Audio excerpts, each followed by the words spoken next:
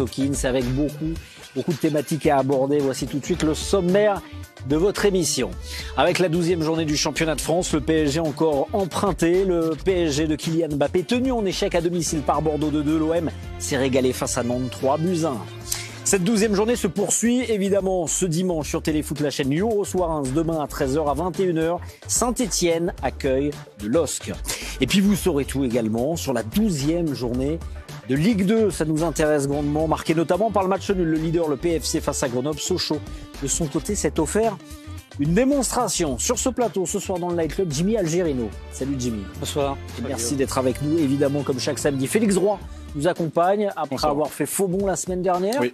C'est une semaine sur deux. J'en étais navré, voilà, c'est un rythme à trouver. Exactement, on trouve le rythme. Merci Félix en tout cas d'être sur ce plateau, ainsi que Fabrice Hawkins qui nous accompagne. Ça va Fabrice? Bonsoir Guillaume, ça va. Après le 4-3, le match fou du week-end dernier pour vous Fabrice, c'était incroyable, avec la victoire on s'en souvient, de Montpellier. Ce soir c'était le Paris Saint-Germain, messieurs, les Parisiens qui après une victoire peu convaincante en Ligue des Champions contre Leipzig, retrouvaient le championnat, score final.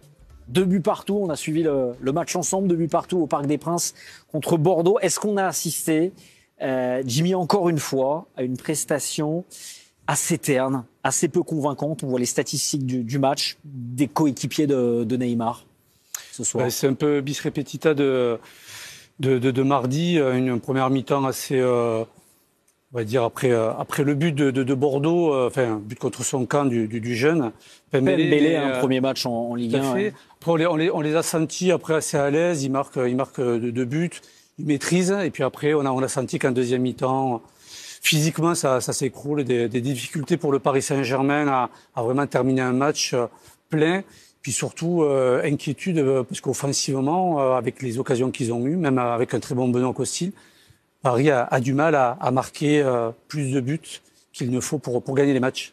Et les difficultés du Paris Saint-Germain qui se confirment. Félix, je vais venir vous voir. On va juste revoir la composition alignée ce soir par Thomas Tuchel qui devait composer avec les absences de Marquinhos notamment, qui n'était pas là, Thilo Kehrer, Bernat, mise au repos, exactement, et qui n'était pas là. Voilà, avec Bakker notamment sur le côté gauche, la première du jeune Pembélé, et puis devant Keane associé à Mbappé et en soutien Neymar. On a vu quand même 45 premières minutes assez intéressantes de la part du Paris Saint-Germain. Il y avait de l'allant, il y avait des séquences offensives plutôt intéressantes, Félix, non? Oui, exactement. Jimmy était très juste dans son analyse en parlant de bis repetita de Leipzig. C'était aussi un peu bis repetita de Monaco. Sur les saisons du Paris Saint-Germain pendant l'ère Qatari et tous les rendez-vous auxquels on a pu assister, on avait tendance à pointer parfois une faiblesse mentale du PSG qui voulait pas vraiment plier les rencontres, qui s'économisait avec l'Europe en tête. Et c'est vrai que ce qu'il y a de nouveau par rapport à cette saison, au-delà des blessés qui s'accumulent, ça c'est pas nouveau, c'est que le Paris Saint-Germain n'arrive pas à tenir 80 minutes, 90 minutes à très haute intensité physique. C'est notable et c'est inquiétant pour Paris. C'est quoi ça? C'est l'explication au fait qu'on a du mal à trouver de la constance, Jimmy? C'est peut-être le fait de trop tourner, paradoxalement. Non. Il a puisé tellement dans son effectif, Thomas Tuchel. C'est vrai que c'est une vraie incapacité de faire des matchs pleins, de maîtriser. C'est vrai que ça demande quand même beaucoup d'efforts de maîtriser, d'avoir la possession du ballon. Et on sent là vraiment que individuellement, en tout cas, les joueurs ont des carences physiques, alors dues effectivement au Covid, dues à l'intersaison, mais apparemment il y a, que ce soit peut-être aussi au niveau de la préparation, des joueurs qui sont aujourd'hui collectivement pas au même niveau, et donc même en championnat, alors que chaque fois Paris a réussi à dominer et à s'en sortir, on voit que là il marque le pas.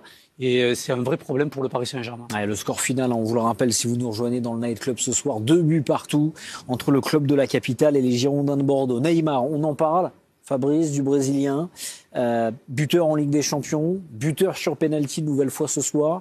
C'est lui qui provoque qui arme et qui permet quelque part à Keane de marquer le 2e but parisien, décisif donc en première mi-temps avant de disparaître à l'image du PSG. Oui, c'est ça, à l'image du PSG, c'est ce que vous dites Guillaume, et vous avez raison, c'est un petit peu ce qu'on lui reproche. D'ailleurs, Neymar sur ses derniers matchs, c'est de ne pas pouvoir tenir sur la durée, à l'image de ses coéquipiers. Malheureusement, de Neymar, on attend aussi qu'il élève son niveau de jeu quand c'est un petit peu difficile. Il a cette capacité, il a ce statut-là aussi, et malheureusement, force est de constater que sur ce match-là, il n'a pas réussi à tirer un petit peu tout le groupe vers le haut quand tout le monde plongeait. En première période quand même, Félix. Non, il a fait ce à quoi on s'attend ce qu'on lui demande de faire plus précisément en première période. Neymar. Exactement, et Neymar le fait d'ailleurs plutôt bien, mais en fait les qualités de Neymar finalement aboutissent sur les défauts qu'on va trouver à ce PSG là. C'est-à-dire que Neymar, quand il n'est pas sevré de ballon, mais a tendance souvent à décrocher pour aller justement chercher ce ballon au milieu de terrain. Les fois où Neymar ne le fait pas, c'est quand il évolue dans un collectif fort et dans un entrejeu qui est très structuré et qui fonctionne. C'est clairement le talon d'Achille du PSG cette saison. Donc on assiste depuis le début de cet exercice à un Neymar qui redescend sempiternellement, qui s'épuise, qui prend énormément de coups sur la ligne médiane, pas vraiment dans le camp de l'adversaire, qui finit par sortir de son match et à baisser le pied physiquement. Bon, le PSG en tout cas qui a eu la possession de balle cette fois-ci, hein, messieurs, ce soir 66% de possession pour le Paris Saint-Germain contre Bordeaux, alors qu'on s'en souvient en Ligue des Champions, ils avaient vraiment laissé le ballon à l'adversaire. Signe plutôt convaincant là. Oui, c'est positif. Pour le PSG. C'est positif parce qu'on a senti vraiment sur la première mi-temps et début de deuxième mi-temps un PSG assez facile, redoublant les passes, trouvant Mbappé, Neymar, Keane aussi qui fait une bonne première mi-temps, qui marque encore buteur, 6e but de la saison, toute compétition qui est présent à la surface, donc c'est quand même assez intéressant. Mais moi, pour étayer un petit peu le point de vue de Félix, je pense que Neymar en particulier a oublié une chose, c'est qu'il y a eu le Covid, il y a eu les blessures, il a eu beaucoup de blessures. Et les habitudes qu'ils avaient, ça veut dire à un moment donné, au bout d'un match, revenir. Là, aujourd'hui, c'est plus possible. Ils ont besoin d'avoir du rythme, ils ont besoin d'enchaîner les matchs. Et le problème, c'est que jouer blessé pendant au moins 2 matchs, revenir, jouer un match à haute intensité, ce n'est plus possible. Et là, il faut que les joueurs, au-delà du coach et de la préparation, se remettent en question et appréhendent les matchs différemment. On a parlé de Neymar, on va parler d'un autre cadre du Paris Saint-Germain, messieurs, l'Italien Marco Verratti, de retour en Ligue des Champions. Il avait un petit peu joué contre Leipzig, rentré en seconde période. Il était titulaire pour la première fois en Ligue 1 depuis le 2 octobre. Vous l'avez trouvé comment, Fabrice ? Il était performant, il était plutôt performant. Il n'a pas tout bien réussi. Il revient aussi, il faut être un petit peu indulgent avec lui. Il a été excellent contre Leipzig. En tout cas, on sent clairement qu'il y a 2 Paris Saint-Germain au milieu du terrain, un avec Verratti, l'autre sans Verratti. Il a cette capacité à fluidifier le jeu. J'ai en tête une ouverture qu'il a faite en première période. C'est vraiment lui qui peut aérer le jeu. Après, il ne faut pas qu'il tombe dans cette turpitude à trop vouloir conserver le ballon non plus.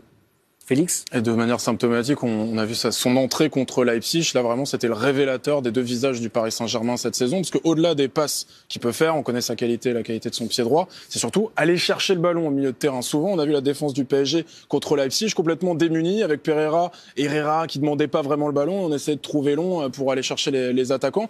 Verratti apporte justement cette solution à venir chercher les ballons au milieu de terrain. Mais le problème du PSG cette saison, c'est que ce calendrier européen extrêmement alambiqué, avec 3 journées de suite, comme le PSG a mal débuté cette phase de poule de Ligue des Champions, toute la gestion de l'effectif est calquée en fonction de ces rendez-vous européens. C'est encore une fois ce qu'on a vu ce soir. S'il n'y a pas Manchester, Verratti fait tout le match et on peut construire quelque chose au milieu de terrain avec un Verratti tout le match. Ok, je pose la question un peu différemment. Verratti est de retour.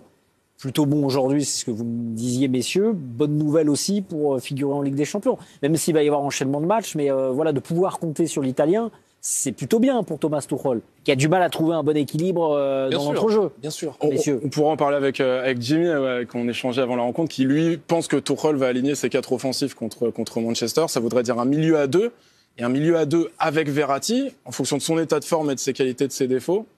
Il peut tenir, on l'a vu, 60, 65 minutes. Et d'ailleurs, on faisait le lien avec Neymar. Quand Verratti est là, Neymar redescend moins chercher les ballons. Et ça permet, avec la qualité de Verratti, de le trouver entre les lignes. Et donc de pouvoir après être beaucoup plus présent dans les 30 mètres adverses. Donc pour moi, de mettre Verratti même à 2 au milieu, avec les 4 devant, qui vont faire cette fois-ci, je pense, les efforts, qui vont défendre, ça peut être intéressant pendant 1 heure, 70 minutes, et après peut-être faire tourner et renforcer le milieu si le match se passe bien. Et on salue quand même dans ce match la bonne dynamique de Bordeaux. Victoire contre Rennes lors de la dernière journée et match nul au Parc des Princes ce soir, 2 buts partout. Il y a eu des choses positives d'ailleurs dans la prestation bordelaise et notamment cette statistique, 18 tirs pour Bordeaux ce soir au Parc des Princes. On parle de l'OM, messieurs, on aura évidemment des réactions, vous restez avec nous en provenance du Parc des Princes, mais on parle de l'OM puisque les Marseillais ont oublié leur déboire de Ligue des Champions le temps d'une journée. L'OM qui a dominé le FC Nantes cet après-midi, 3-1, les buteurs, Thauvin, Payet, ainsi que Benedetto, ça lui fait du bien contre un but du Nantais Ludovic Blas. Des Marseillais séduisants dans le jeu, comme l'ont constaté Julien Brun et Alain Perrin qui vous ont fait vivre cette rencontre cet après-midi sur Téléfoot la chaîne. Oublier les tracas de la Ligue des Champions, peut-être pas, mais en tout cas, continuer une bonne lancée en championnat. 4e succès d'affilée pour l'OM. C'est étonnant de voir cette différence entre ce qui se passe en Ligue 1 et ce qui se passe en Europe. Oui, je ne sais pas si c'est un rapport de force avec l'adversaire, si c'est Nantes qui n'était pas à la hauteur, justement. Mais moi, j'ai trouvé que les Marseillais ont fait vraiment un match européen ce soir, dans l'envie, dans l'engagement, dans la pressing, dans la qualité technique. S'ils mettent ces mêmes ingrédients en Europe, ils auront aussi des résultats, je pense. La bonne nouvelle aussi, c'est que les 3 attaquants ont marqué, Thauvin, Payet et Benedetto enfin. Tous ceux qui étaient un petit peu sur la sellette ces derniers temps par leur efficacité, leur engagement, ont répondu présent. Je pense que là, il y a eu beaucoup de remises en question, beaucoup de discussions entre les joueurs aussi. Ils avaient à cœur de prouver qu'ils continuent sur cette voie-là, parce que ce soir, c'est une victoire qui souffle aucune contestation. Victoire 3-1 face à Nantes. Les Marseillais qui font déjà une bonne opération au classement dans cette 12e journée de Ligue 1, Guillaume. La bonne opération et l'OM, ça c'est Félix qui me le disait juste avant le début de l'émission. 2 matchs en moins, on a tendance à l'oublier, Oui, pour les Marseillais. Contre Nice et contre le Racing Club de Lens. Et s'ils les remportent? Exactement, s'ils les remportent, ils sont leaders. Ils sont leaders puisqu'ils ont 4 points de moins que Marseille. C'est vrai que ça paraît complètement fou quand on voit les prestations marseillaises et notamment celles en Ligue des Champions. En tout cas, aujourd'hui, c'était vraiment opération séduction réussie pour les hommes d'André Villas-Boas. Le petit hommage, le bel hommage même rendu, on va le voir sur ces images par l'Olympique de Marseille. Regardez, à la légende du football argentin, du football mondial, Diego Armando Maradona, qui nous a quittés il y a quelques jours. Regardez ce M formé par les joueurs nantais et les joueurs marseillais. On a vu d'ailleurs cela avant le coup d'envoi du match entre le PSG et Bordeaux, évidemment sur toutes les pelouses de Ligue 2 également. On en reparlera en fin d'émission, mais c'est de très très belles images et une belle initiative, Jimmy, en un mot. C'est un joueur extraordinaire et on voit quelles que soient les générations, tout le monde le connaît, tout le monde respecte et adore ce joueur. Donc de voir ça en France, c'est vrai qu'il y a beaucoup d'Argentins aussi. C'est magnifique pour ce joueur-là et la carrière qu'il a eue. Toujours sur ce Marseille-Nantes et la victoire marseillaise, une information que nous vous dévoilions cet après-midi sur Téléfoot la chaîne, des supporters de l'Olympique de Marseille qui ont arrêté le bus des joueurs devant la commanderie. Et d'ailleurs, plusieurs joueurs de l'effectif, dont le capitaine Steve Mandanda ou encore l'entraîneur André Villas-Boas sont descendus et ont parlé avec ces supporters un petit peu énervés après les piètres résultats en Ligue des Champions. On va l'écouter d'ailleurs, l'entraîneur de l'OM, André Villas-Boas, qui nous a expliqué un petit peu cet épisode particulier aujourd'hui. On a compris le message. Bon, j'ai essayé de dire à les supporters pour ne pas entrer dans l'excitation des médias, pour nous laisser un peu travailler, un peu de patience, parce qu'on est bien dans le championnat. Évidemment, les supporters ont demandé un peu plus de jeu, de contenu. Il faut chercher ça. J'espère qu'aujourd'hui ils sont contents, mais les victoires sont plus importantes pour moi. Des victoires plus importantes, et il y en a une belle, une victoire de référence sans doute pour l'Olympique de Marseille, succès 3-1, on le rappelle, face au FC Nantes, et ces discussions, on l'espère, constructives avec ses supporters un petit peu énervés. On parlait d'une légende argentine, Diego Maradona, une légende italienne à l'honneur également cette semaine sur Téléfoot la chaîne. On a eu un gros client, comme on dit en télévision, Paolo Maldini. Ça rappelle des bons souvenirs, ça quand même, Jimmy, l'ancienne légende de la sélection italienne et du Milan AC, qui a parlé notamment d'un joueur de l'OM, c'est Florian Thauvin, buteur ce soir. Écoutez Paolo Maldini. È un giocatore che sarà a fine contratto, quindi è un giocatore dal punto di vista economico interessante, è un giocatore di alto livello, non è il prototipo di giocatore che noi abbiamo preso in questi 2 anni, per età diciamo, no? Però quello che diciamo sempre noi è che il mix giusto sia tanti giocatori giovani con giocatori con un pochino più di esperienza che possono dare qualcosina in più. Sicuramente è un profilo che va seguito. C'est des choses qui font plaisir quand une légende du football parle si bien de vous. Forcément, ça m'a touché. Donc voilà, ça fait vraiment plaisir et je le remercie pour ça. Il est honoré, évidemment, Florian Thauvin. Un intérêt, évidemment, l'intérêt d'un grand club comme le Milan, quand on est joueur de foot, ça doit faire plaisir, Jimmy, on le comprend, là, Florian Thauvin. C'est sûr, oui, avec Paolo Maldini, mais après on voit l'intelligence aussi du Milan AC, parce que c'est plus le grand Milan AC, et s'intéresser à un joueur comme Thauvin, qui en France n'a plus rien à prouver, et avoir cette possibilité de rejoindre et même de passer peut-être un cap, ça peut être un très très bon choix, autant pour le Milan AC que pour Thauvin. Et vous réécouterez en fin d'émission Paolo Maldini qui s'intéresse à Florian Thauvin, mais aussi à d'autres joueurs de Ligue 1. Il aime bien le profil type du joueur du championnat de France. Suite de cette 12e journée de Ligue 1 à suivre ce dimanche. On va voir le classement avant, évidemment, le classement après le match nul entre le Paris Saint-Germain et Bordeaux. Pour rappeler que le PSG reste leader, évidemment, 3 points d'avance sur Lille. Marseille, 3e, 21 points, on le rappelle. On va rejoindre tout de suite au Parc des Princes Thomas Tuchel avec Alistair Bouis au Parc des Princes après ce match nul de but partout. C'est un match que vous avez maîtrisé. Pour autant, comme à Monaco, vous n'avez pas pu l'emporter. Comment l'expliquez-vous ? Je ne peux pas expliquer maintenant parce que je ne peux voir aucune raison pourquoi on a complètement arrêté de maîtriser ce match-là. C'est incroyable parce qu'on a totalement contrôlé. Mais encore, comme à Monaco, on a oublié de tuer ce match. On a oublié de faire plus de buts. 3, 4e, 5e, c'était possible.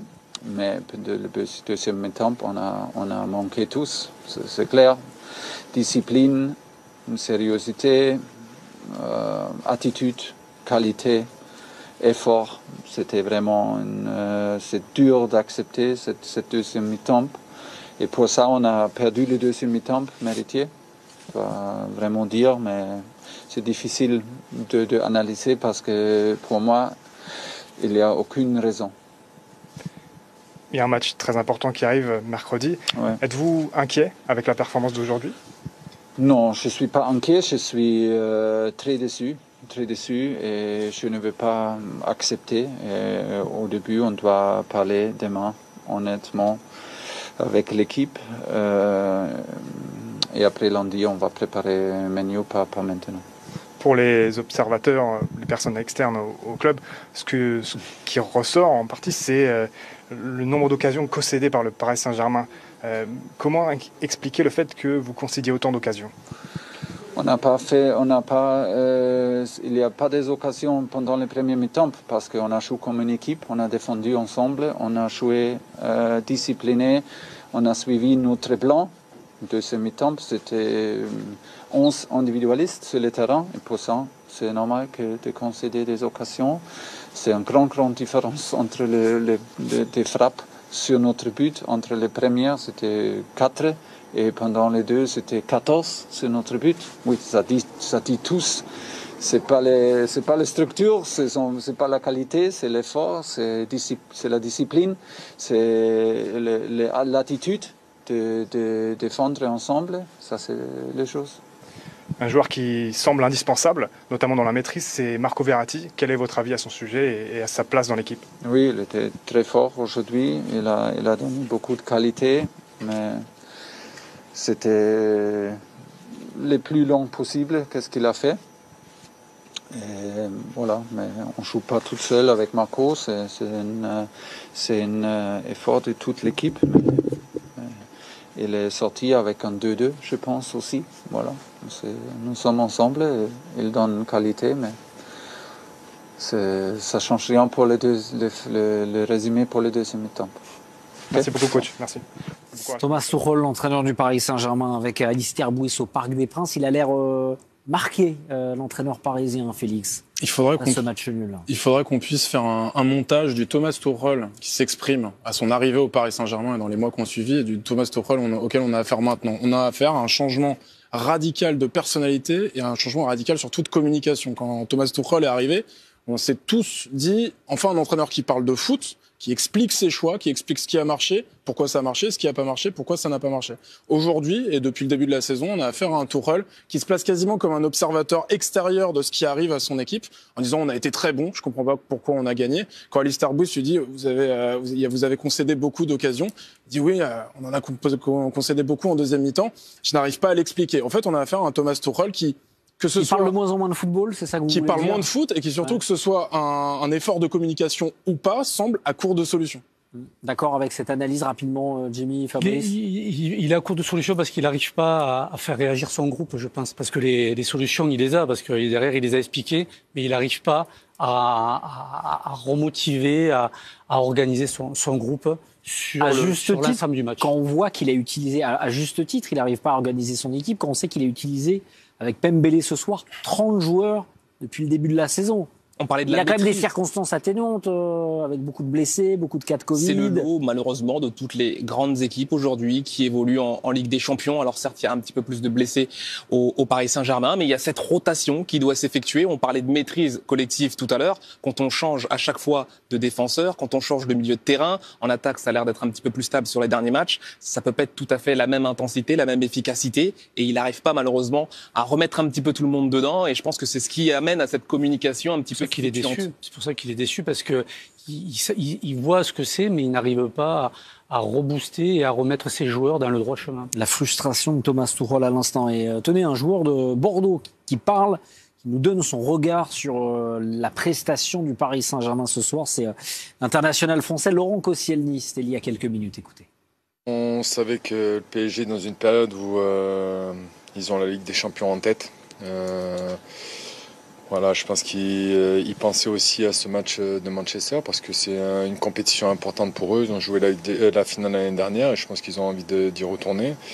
Et ils en ont profité, les Bordelais. 2 buts partout. On le rappelle, entre le Paris Saint-Germain et Bordeaux, le classement que nous avons un peu mordu tout à l'heure, évidemment, avec ce PSG leader 25, Lille 22, l'OM 3e sur le podium, les Marseillais 21 points de match en moins, rappelons-le. L'OL est 4e, jouera demain. Monaco 6, le Stade Rennais, c'est plus compliqué, 7e. Et puis on va tourner la page pour voir notamment la position du club favori de Félix Roy, le Stade de Reims, 17e avec 9 points dans la zone de relégation. Je suis journaliste, je suis supporter de... Non,